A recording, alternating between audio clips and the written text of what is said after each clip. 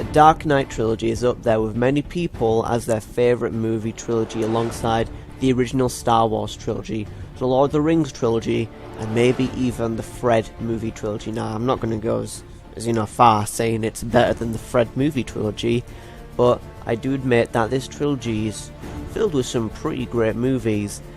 Now, everyone kind of just ignores Batman Begins because, I mean, first of all, it's the only one that doesn't have The Dark Knight in the title, but also everyone is so, into The Dark Knight being the greatest thing of all time. Then people are so into The Dark Knight Rises for being a failed follow-up and saying, oh, these critics, they were overrating the movie, they're being paid off, this movie has so many plot holes, that everyone just kind of forgets about Batman Begins. So we'll go to the first entry, the one that started it all off, because you only need one movie to really have a trilogy. It just kind of makes sense, you don't plan ahead, okay? You don't have entire movie sequels planned before you even make a good movie like the Amazing Spider-Man verse, which failed. But yeah, more onto that later, I guess. So Batman Begins. Now this movie is a perfect example of how to take a character that is very much well known and has existed for a long time and still taking a new take with the character, but still keeping the basic ideas and roots of the character still intact in this more realistic tone of the movie. Because this came out pretty much after Batman and Robin, which was very much not that. But Batman Begins has a character of Batman, but does some new things with it, makes them more realistic. You can see this in the example with his villains throughout the trilogy. Okay, Ra's al Ghul is in Batman Begins, and in the comics Ra's al Ghul is immortal. But with this being more realistic, they just have decoys around. And same thing can be said for The Dark Knight, which is just Joker not, having chemicals, not just makeup really. That's all it is, and just a scar, not a permanent smile. And The Dark Knight Rises, Bane doesn't have steroids. I mean, he might still inject some steroids, but he's mainly just a muscular guy, a real man.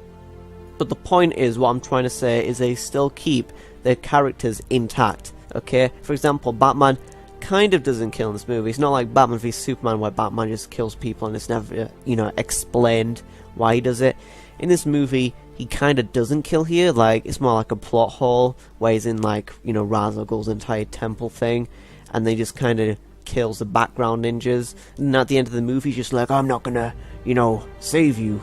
No, he says, I'm not gonna kill you, but I'm not gonna save you. I'm like, still, you're technically murdering him, you're letting him to die. You caused this, Batman, okay? You were a murderer. This is not gonna... You can't just use that excuse in court and be like, ha, see, I'm not guilty. No, you still let it happen.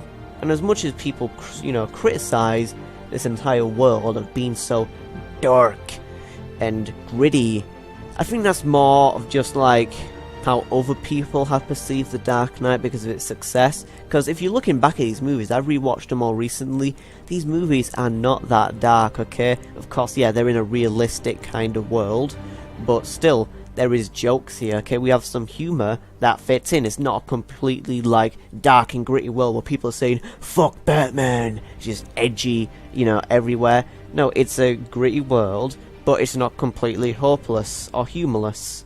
So that's more of a perception in that movie like Man of Steel take, where almost no one, is ever cracking a smile. Even Superman rarely cracks a smile, and he's Superman.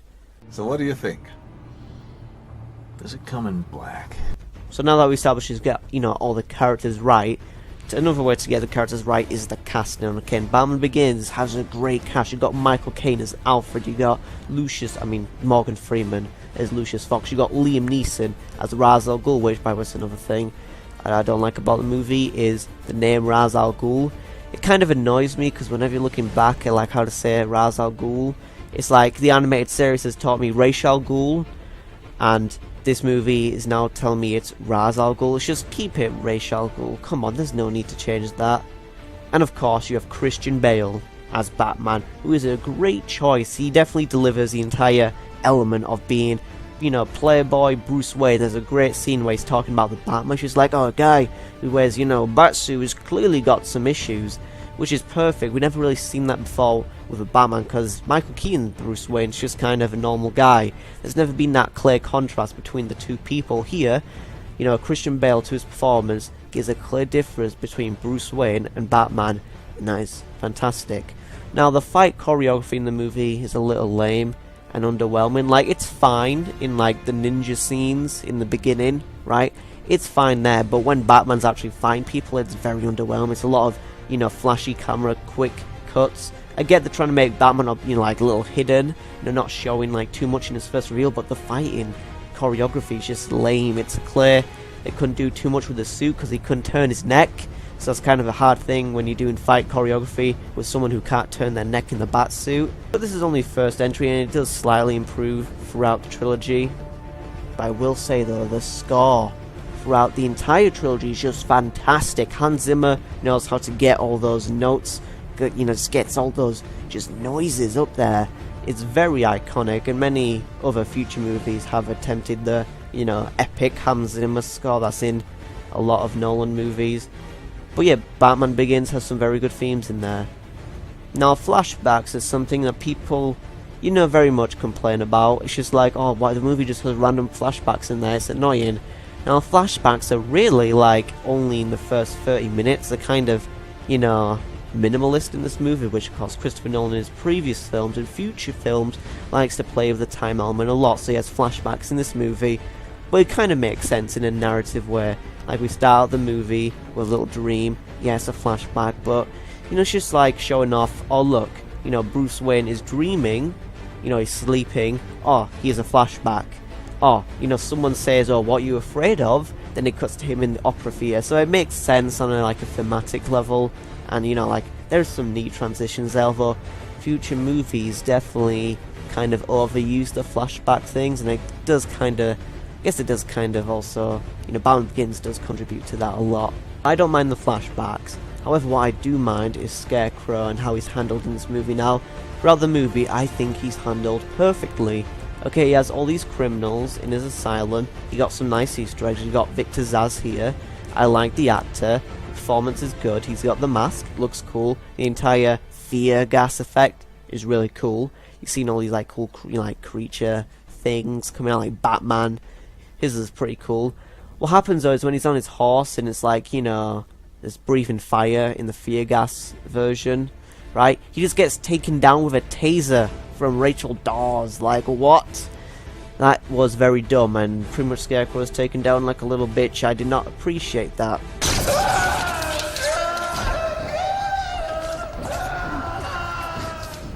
But you know, the movie, aside from those little things, it does flow really well. It's got a nice act, you know, I guess it's a 4-act structure in this movie. It's just directed really well, and I have to say, the ending, now usually in superhero movies, like The Amazing Spider-Man 2, they'll just have this ending being like, oh, you know, stay prepared for next time. I know this movie might have sucked a little, but hey, next time you might see a rhino fight. Then the next movie never came out and got cancelled.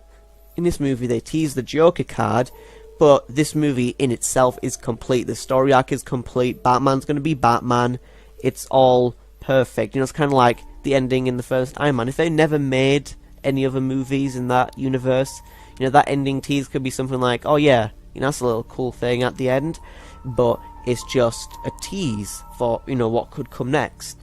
It's not just being like, oh, this movie's incomplete, come back next time. You know, this movie is very much complete on its own, and I like that. You have to have a complete movie first, focus on this movie, maybe, you know, have a little seed of what could come next, just to tease people in the theatre, and if this movie does well, boom, make a sequel, and boy, is that what they did with The Dark Knight. Now, before this movie came out, many people were worried around Heath Ledger's casting as the iconic Joker. There's like, oh, this pretty boy's the Joker. Some photos were released, it's just like, oh, this is not giving me the right feels. But then when that trailer hit of Heath Ledger as the Joker, people were like, oh boy, that is intimidating. And that is when, of course, boom, everyone was sold on the Joker. And I have to say, when talking about characters for The Dark Knight, every single character in this movie, in the main majority, like mainstream eyes, is overshadowed by the Joker. And I have to say, the Joker is a fantastic character, but there are other fantastic characters in this movie, so I'm going to be talking about popular people perception, okay? First of all, let's talk about other characters, you know, besides the Joker. Batman is still a great character, okay? He's still got his entire thing with Rachel Dawes after being, you know, cock-teased in the last film at the end, and somehow Rachel gets recasted to Maggie Gyllenhaal. I don't know how that happens and nobody ever mentions that. Like, no one's ever like, hey, you look different since the last movie. I don't know, it's a little weird. But, you know, Batman's character arc is great in this, and so is Harvey Dent, aka Two-Face, okay? He's the other villain in this, and the Christopher Nolan Batman movies usually have two villains. Like, in Batman Begins, technically we had three. That was Carmine Falcone, Scarecrow, and Ra's al Ghul. Here we got Two-Face. Two-Face is such a good villain, but since the Joker is in the same movie, people just forget Two-Face was, you know, even existed. But, you know, when rewatching this, my god, the performance is fantastic. The character arc, all the writing, like how they do the little things, of course, before he's named is Two-Face as like a district attorney, and of course he gets literal Two-Face. It's just very interesting to see him grow from this like likable guy to this just vengeful guy with two faces, monster face and normal Harvey Dent face. That's what makes up his face. You all had for me when I was at Internal Affairs. What was it, Gordon? Harvey. Say it. Say it!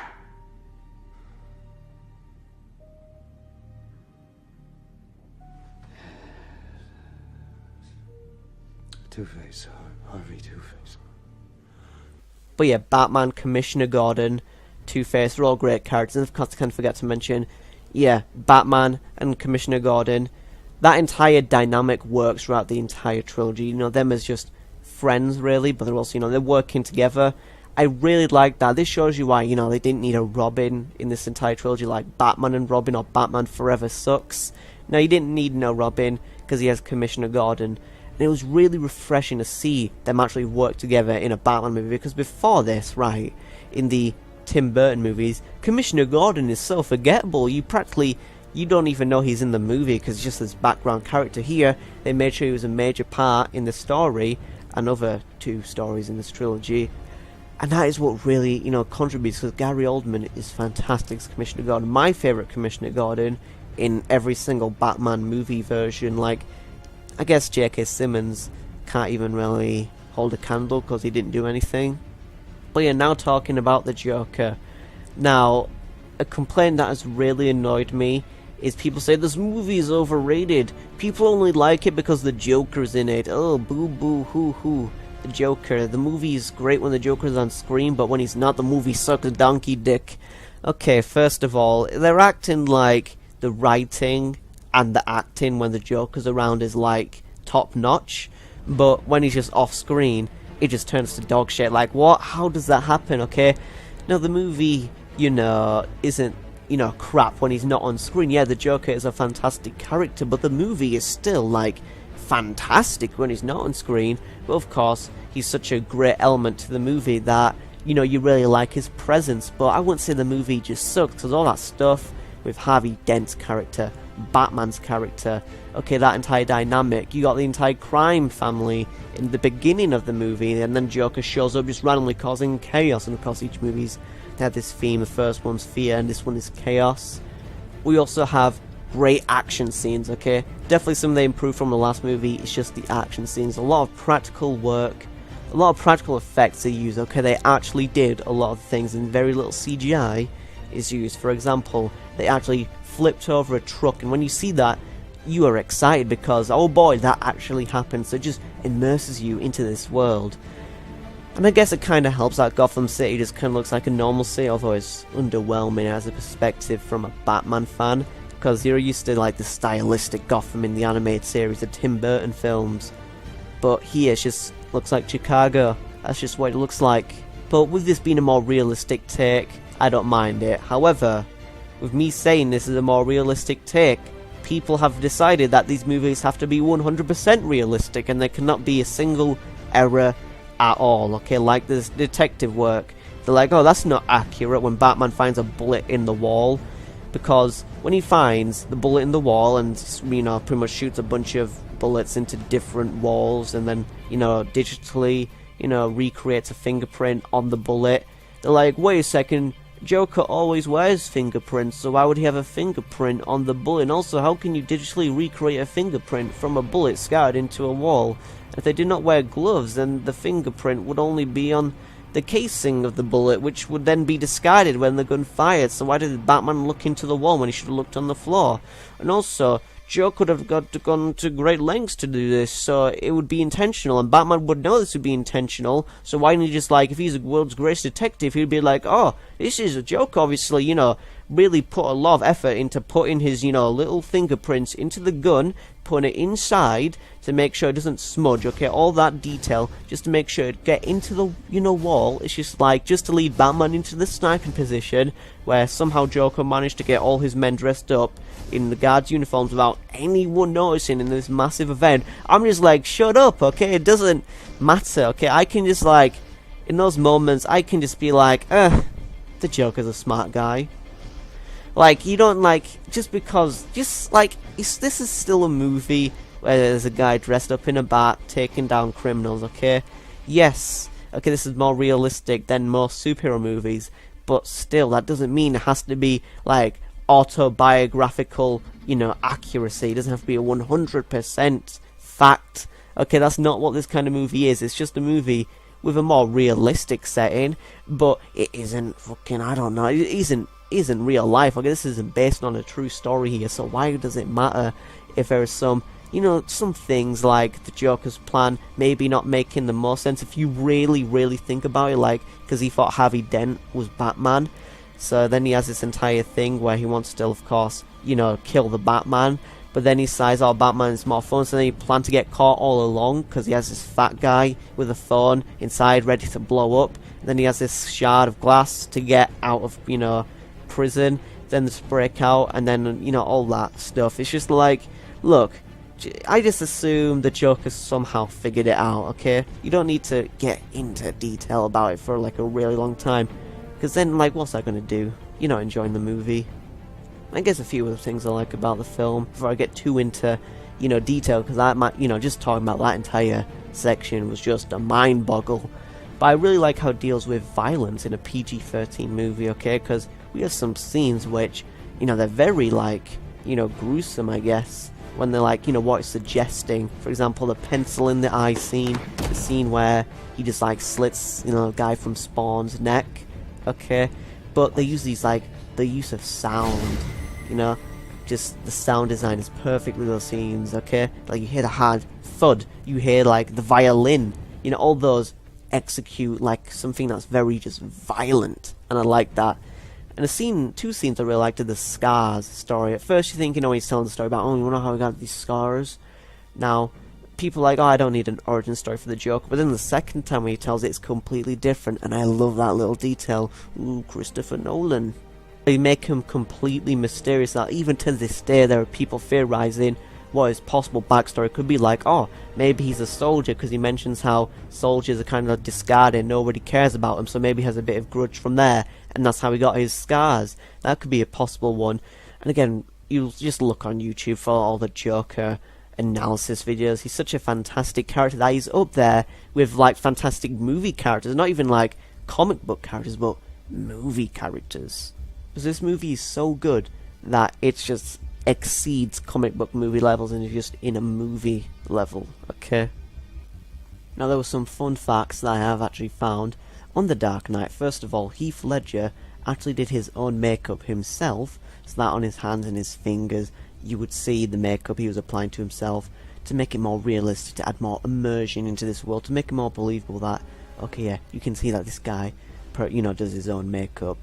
And the Lamborghini that Bruce Wayne actually drives has a name that I cannot say, but that translated to English is Bat. So those are two fun facts that I found. It's just a fantastic movie, fantastic characters, a good script, great action scenes, a great score, you know, and improved fighting choreography, although still not the best. I suppose the best time we've seen Batman fight people is in Batman v Superman, and that wasn't even a good movie. But anyway, with The Dark Knight, many people wanted the finale to this entire trilogy. People wanted to see another part in this storyline. And of course, Christopher Nolan said, okay, first I'm going to direct Inception, then I'll get back to the Dark Knight movies. So that's what happened. He made Inception, everyone loved it, and now it was time for The Dark Knight Rises. However, some things have happened.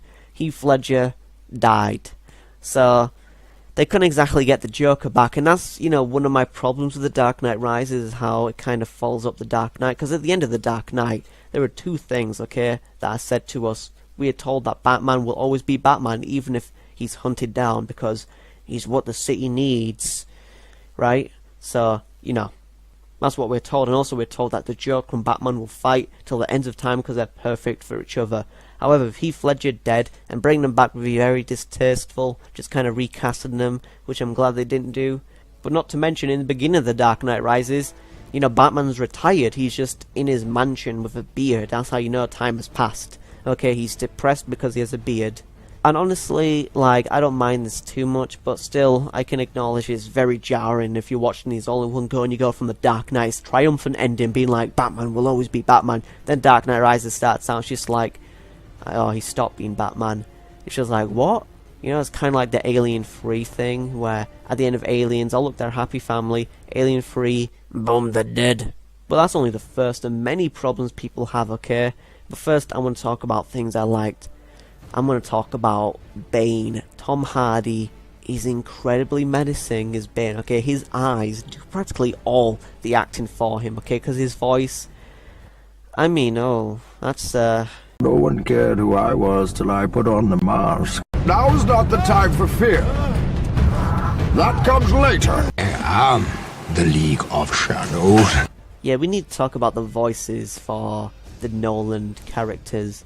So he started out with the Batman voice, okay? Many people didn't like the Batman voice. Where's Rachel? Where were the other drugs going?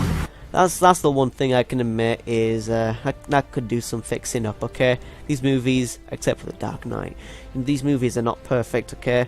Because, that Batman voice, that could have been fixed, okay? Like, in Batman v Superman, they did some, just make it like a machine voice, just cover it up. You don't need to actually do, a real, voice where you sound like you got throat cancer or something. You don't need to do that. And Bane's voice, it was so bad in the original IMAX screaming that no one could hear what he was saying, so they had to change it up a bit in the post, phases after the IMAX screening.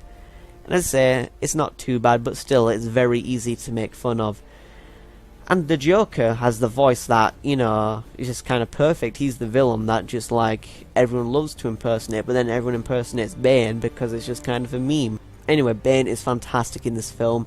They do a lot of camera work, for example, because Tom Hardy was actually shorter than Christian Bale, so they had to, position the camera, use some camera trickery, all that, to make him more imposing, and it works really well in the film. Sound design's all fantastic. You feel all the punches is very intense. Okay, they got some great action scenes here.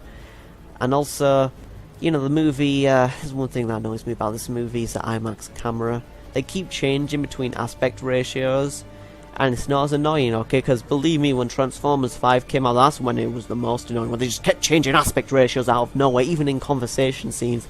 Here, it's restricted only to action scenes, so it's not a big problem, but still, it's just either just film it in normal camera or have the entire movie in IMAX, because I don't like switching between normal aspect ratio to full epic, IMAX aspect ratio. It's just kind of annoying. But a problem that people have are the plot holes. That's the biggest problem with this movie. People are like, oh, how did Bruce Wayne return to Gotham so quickly? He was in that, pit. And for that one, I think that's kind of easy one to kind of explain. It was just, he's Batman, he can get to places. And also there's weeks, coming by, and we know there was a town nearby. So we can kind of make a few, leaps in judgment, feeling like, okay, he's Batman, he might have found his way. So the entire thing of just, don't think on it too much, okay? It's not going to be the most ultra-realistic thing. And when people talking about, oh, how's his back fixed so quickly? In that one, okay, yeah, that does actually have some problems. It's just his back is broken, but then it's so easily resolved. You need more time for him to really be punished, okay? I feel the pacing for that was a bit badly done. And I will say the plot twist of Talia doesn't really, mean anything, because it doesn't change the movie in any way. All it means is Bane is her lackey. Bane does what she says, instead of, having any other significant change, except from that. It's just a twist to add in, being ooh, there was someone else, higher up than Bane, Bane isn't the big bad, it's Talia, which is just, I do like how this movie focuses more on the characters, and it's a very hopeless movie. You got some great characters in here. You got Catwoman, and Batman's still a great character. Commissioner Gordon's also a fantastic character. Joseph Gordon-Levitt is Blake. You know, he's also great. It's just, again, the casting is fantastic. Got Michael Caine delivering a fantastic tear-jerking performance in one of the scenes. You got Morgan Freeman being Morgan Freeman. You got a lot of good stuff. But then, of course, you get some bad stuff in there, like Talia just dying in a truck. Just being like, It's just like, okay, that was weak. And the ending, they have this thing, right, where they have some, like, you know, just character teases, like they call Blake Robin. That was just unneeded. That was too fan-servicey. Like, it's just kind of like, it's one of those moments where, like, oh, look, he's Robin. Oh, look, he's going to take up the Batman mantle. It's just like, come on, you didn't need to actually have his nickname be Robin or his actual name be Robin. It's just unnecessary. But, you know, I would have liked it if the ending was more ambiguous, because they left that entire thing about the autopilot, so we know Bruce Wayne is still alive. I like a more Inception kind of ending, where it's just like, you know, maybe he did live, or maybe he actually dies, sacrificing himself for Gotham. I would have left it a bit more ambiguous, but it makes sense to have an ending to a trilogy, have, you know, finality to it. It just makes sense, while still having hope for the future, so, yeah. That is my thoughts on the Dark Knight trilogy. You can have my entire ratings and rankings on screen right now. But yeah, that's my thoughts on, you know, those three movies. Overall, they're all good, at the least. The Dark Knight Rises gets a lot of flack, but it's still, technically speaking, a great movie. You got great action, you got a great score, you got great cinematography, you got great, you know, performances. It's still technically a great film, and the story is also good. Although you got some plot holes that need some ironing out, but I don't care about little things like how did it turn from day to night in 4 minutes. That kind of stuff I couldn't care about. But yeah, they're all good movies, and if you haven't checked them out for some reason, then why are you watching this video? I spoiled a lot, but still worth watching because I haven't spoiled everything, so you got some surprises left. But anyway, that's going to be the end of this video, so if you guys enjoyed, make sure you leave a like and share, and if you come across channel this time, why subscribe, as we'll be making more videos in future. My next project that's going to be like this is probably going to be the Sam Raimi Spider-Man trilogy. That's going to be exciting to do. But yeah, that's going to be Magma and Finney signing out. Peace.